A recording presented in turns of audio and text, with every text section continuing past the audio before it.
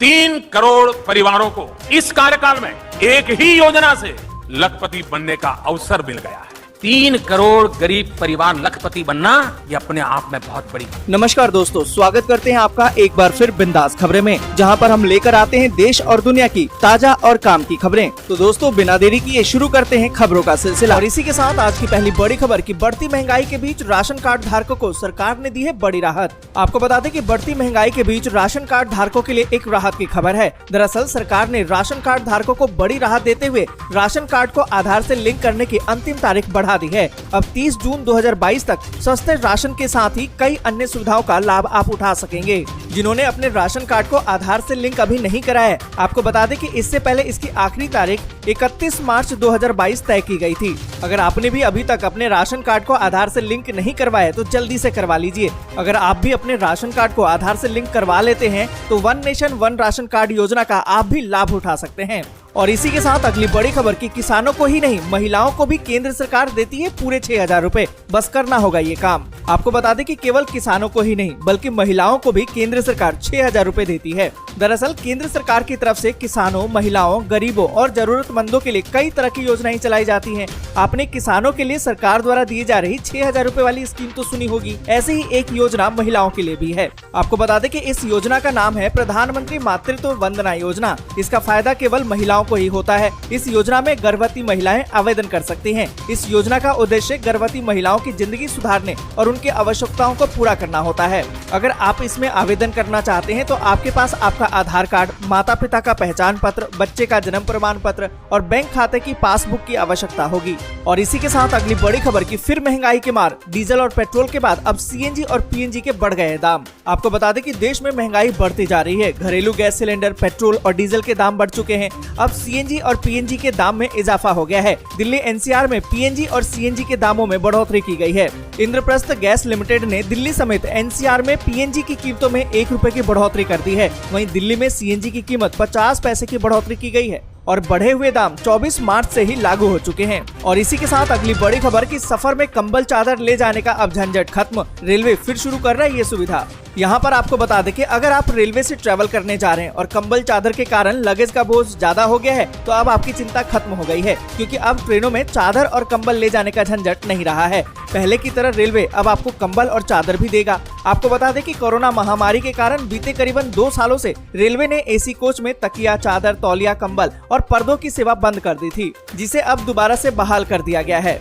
पहले कुछ ट्रेनों में 1 अप्रैल से इस सुविधा की शुरुआत की जाएगी। बाद में 5 अप्रैल के बाद सभी ट्रेनों में इस सुविधा को देने पर रेलवे विचार कर रहा है। और इसी के साथ अगली बड़ी खबर की 18 से ज्यादा उम्र के सभी लोगों को तीसरी खुराक देने की तैयारी। बूस्टर डोज के बिना विदेश यात्रा में आ रही है दिक्कतें। यहाँ पर आपको बता दें कि कोरोना की तीसरी लहर थमने के बाद एक बार फिर से विश्व के कई देशों में कोरोना वायरस के संक्रमण के मामलों में तेजी देखी जा रही है। चीन, दक्षिण कोरिया और यूरोप समेत कई देशों में कोरोना के बढ़ते मामलों को देखते हुए फिर से लॉकडाउन जैसी सख्ती बढ़ती जा रही है।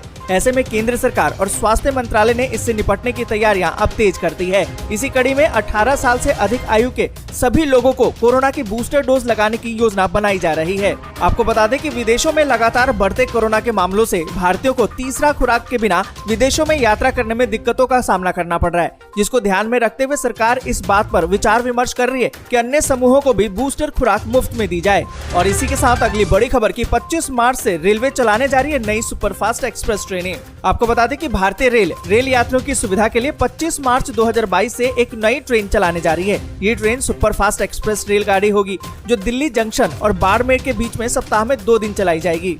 उत्तर रेलवे ने एक बयान जारी करके इसकी जानकारी दी है। और इसी के साथ अगली बड़ी खबर की दिल्ली सरकार ने लर्निंग लाइसेंस की वैधता 31 मई तक बढ़ाई। आपको बता दें कि दिल्ली परिवहन विभाग ने 31 मार्च को समाप्त हो रहे लर्निंग ड्राइविंग लाइसेंस की वैधता को 2 महीने बढ़ाकर 31 मई 2022 कर दिया है। दिल्ली के परिवहन मंत्री ने इसकी घोषणा की है और कहा है कि ये लोगों के लिए अपने लर्निंग लाइसेंस को रिन्यू कराने का अंतिम अवसर होगा।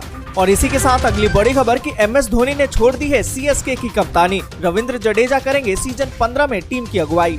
आपको बता दें कि इंडियन प्रीमियर लीग 2022 के शुरू होने से ठीक पहले महेंद्र सिंह धोनी ने चेन्नई सुपर किंग्स की कप्तानी छोड़ने का फैसला किया है। धोनी की जगह अब रविंद्र जडेजा सीएसके की अगुवाई करेंगे। धोनी 2008 से ही लीग की स्थापना के बाद से सीएसके के कप्तान रहे हैं। धोनी की कप्तानी में सीएसके ने 4 बार आईपीएल का खिताब अपने नाम किया है। और इसी के साथ अगली बड़ी खबर कि इमरान खान ने मान ली है हार। पाकिस्तान के गृह मंत्री ने जल्द चुनाव के दिए संकेत। आपको बता दें कि पाकिस्तान के गृह मंत्री शेख रशीद ने कहा है कि संकट में घिरे प्रधानमंत्री इमरान खान सरकार के खिलाफ जो अविश्वास प्रस्ताव लाया गया था उसके कारण देश में जल्द ही चुनाव कराए जा सकते हैं। आपको बता दें कि इस्लामाबाद में एक संवाददाता सम्मेलन को संबोधित करते हुए शेख रशीद ने पार्टी के असंतुष्टों को भी चेतावनी दी कि पक्ष बदलने से उनका कोई भला नहीं होगा। और इन सभी के बीच अगली बड़ी खबर कि रूस के राष्ट्रपति व्लादिमीर पुतिन का एक बड़ा ऐलान, जो देश दोस्त नहीं वो तेल और गैस खरीदने को करे रूबल में भुगतान। आपको बता दें कि रूस के राष्ट्रपति व्लादिमीर पुतिन ने बुधवार को कहा कि प्राकृतिक गैस निर्यात के लिए गैर मित्र देशों को अब से केवल रूबल में भुगतान करना होगा। पुतिन ने सरकारी अधिकारियों के साथ एक बैठक में इसके आदेश दिए हैं। पुतिन ने कहा कि अब यूरोपीय संघ और अमेरिका का हमारे माल की सप्लाई के बदले डॉलर या फिर यूरो में भुगतान करने का कोई मतलब नहीं बनता है। और इसी के साथ अगली बड़ी खबर कि बाइडेन और नाटो से और अधिक सहायता की मांग करेंगे राष्ट्रपति जेलेंस्की। आपको बता दें कि रूस और यूक्रेन के बीच में युद्ध अभी भी जारी है। इस बीच यूक्रेन के राष्ट्रपति व्लादिमीर जेलेंस्की ने दुनिया भर के लोगों से अनुरोध किया है कि वो सार्वजनिक रूप से एकत्रित होकर यूक्रेन के प्रति एकजुटता प्रदर्शित करें। जेलेंस्की ने ये बात यूक्रेन पर रूस के आक्रमण को 1 महीना पूरा होने पर अमेरिका के राष्ट्रपति जो बाइडेन और नाटो के नेताओं को संबोधित करते हुए कहा।